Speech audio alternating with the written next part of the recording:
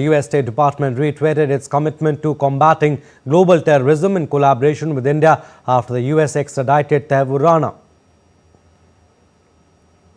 On April 9th, the United States extradited Taiwo Hussein Rana to India to face justice for his role in planning the horrific 2008 Mumbai terrorist attacks.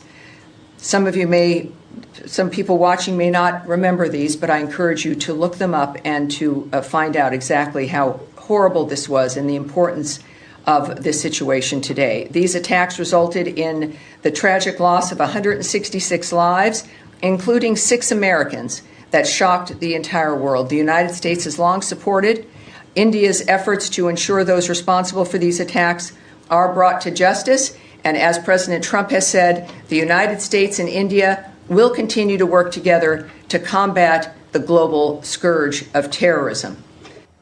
All right, India's Amritpal Singh has more information on this and is joining us on the phone line. Amritpal, yesterday after the hearing, the court sent Rana to 18-day NIA custody. What can be expected next, and what is the process that will be followed now?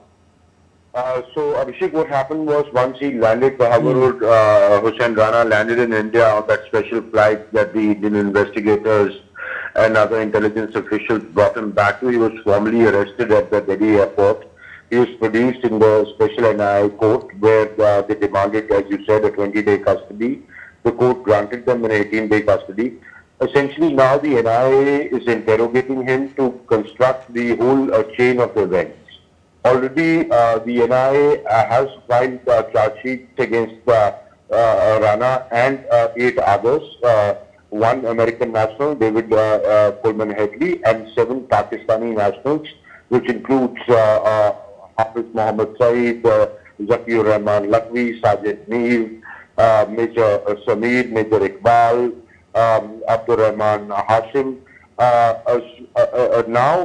Because they've never interrogated Prasar Hussein Rana directly because he was in a U.S. prison. Though David Coleman Headley had become an approver in the case, and he was interrogated by NIA team, and he deposed before the Mumbai court also, trying the 2611 case.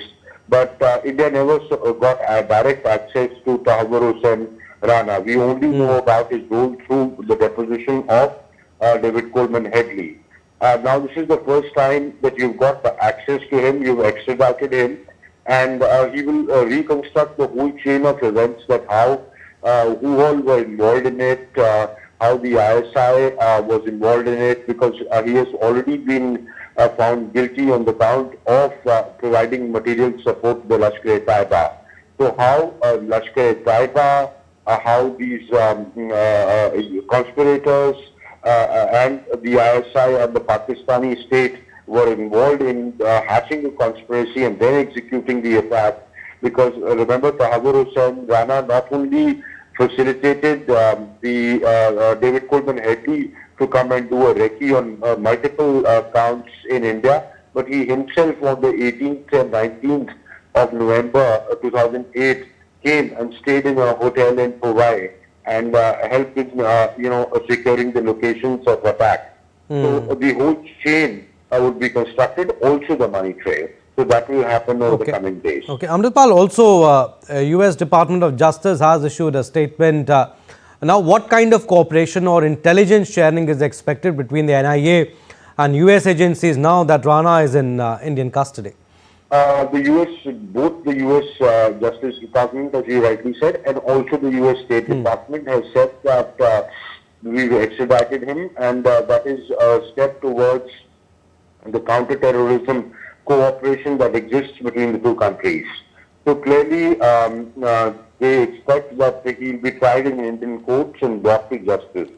Whatever he has revealed in the American courts shall be shared with the NIA, which will be a part of the prosecution. And if the NIA brings an additional charge sheet, that information that the United States Department of Justice provides to India will be instrumental in securing the case against him. All right, Amritpal, last question before we leave you. How significant is this extradition for the families, 2611 victims, and what could it mean for the broader pursuit of the justice in the case? Abhishek, it's been more than 16 years, come November, and it will be 17 years since that horrific bloodbath took place on the streets of Mumbai. 166 people were killed, over 238 people were maimed and injured in that attack, which shocked the conscience of not just Indians but the entire world. It was India's 9/11. So there are families who are awaiting justice. Only one person has been tried and convicted, that's Ajmal Amir Kasab, who was also, if you essentially look at it, a low-level executioner. He was a young illiterate boy picked up from the streets of Pakistan by their handlers, by his handlers and the handlers of the 9 others who executed that attack and were killed in the the ensuing battle. The real conspirators who have been named in the charge sheet haven't been brought to justice. So if Tohawar Hossain Rana, after due legal process, goes is awarded punishment, there will be some sort of a closure, bringing to justice to the case, and that's very, very important for those who lost their loved ones, their near and dear ones. So in that sense, it will bring closure to the case. Also, it will, in the wider perspective, as you ask, it will bring to light that the role Pakistani agencies played, including their military, their ISI played in hatching this horrific plot against India and executing that in Mumbai. Right, all right, Amritpal, we'll leave it at that. Thank you for inputs.